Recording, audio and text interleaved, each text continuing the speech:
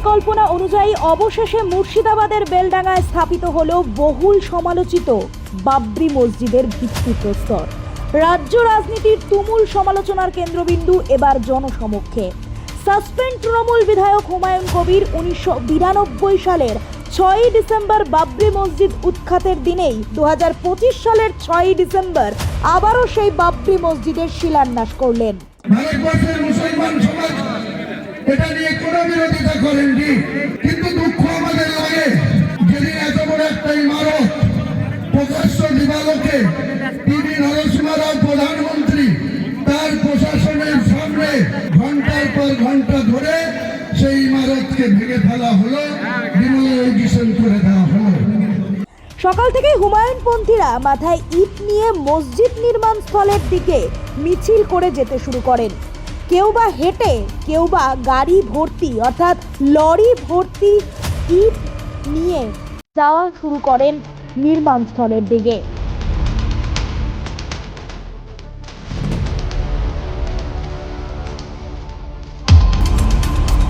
মুসলমানের একটা বিরাট আবেগ যে বাবরি মসজিদ ধ্বংস করেছিল, মুসলমানের অন্তরে বিরাট একটা আঘাত এনেছিল।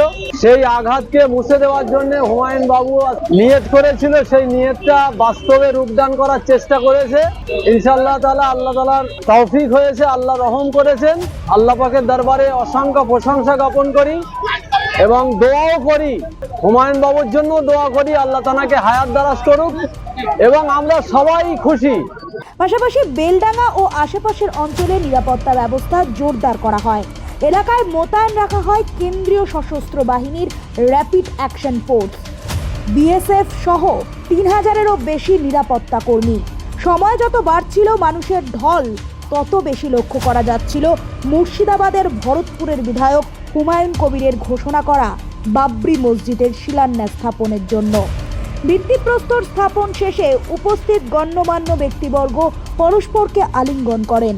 ভরতপুরের বিধায়ক হুমায়ুন কবির এই উপলক্ষে জানান, তিনি রাজ্য সরকারের অর্থে মসজিদ নির্মাণ করবেন না, কারণ তাতে এর পবিত্রতা নষ্ট হবে। সেই দিন থেকে আজকে 6 ডিসেম্বর 2025 কোরআনের বয়স পূর্ণ হয়েছে 1450 বছর। এই 1450 বছর কোরআনের বয়সের দিনে কোরআনকে মুসলমান আপনাদেরকে হেফাজত করতে হবে। কোরআন কোথাও আক্রান্ত হলে আমাদের জীবনের বিনিময়ে আমরা কোরআনকে রক্ষা করব।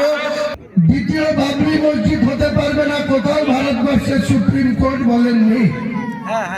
মসজিদ নির্মাণের জন্য প্রয়োজনীয় অর্থ মুর্শিদাবাদ, মালদা, উত্তর দিনাজপুর, উত্তর 24 পরগনা, দক্ষিণ 24 পরগনা, হাওড়া, হুগলি, 2 মেদিনীপুর সহ বিভিন্ন জেলায় সাধারণ মানুষ আর্থিক সহায়তার মাধ্যমে দেবেন। তিনি আরও উল্লেখ করেন যে অনেক বাধা থাকা সত্ত্বেও প্রাথমিকভাবে 3 কাঠা জমির ওপর ভিত্তিপ্রস্তর স্থাপন করা হলো। বাকি 25 বিঘা জমিতে হাসপাতাল, বিশ্ববিদ্যালয় এবং পার্ক তৈরির পরিকল্পনা রয়েছে।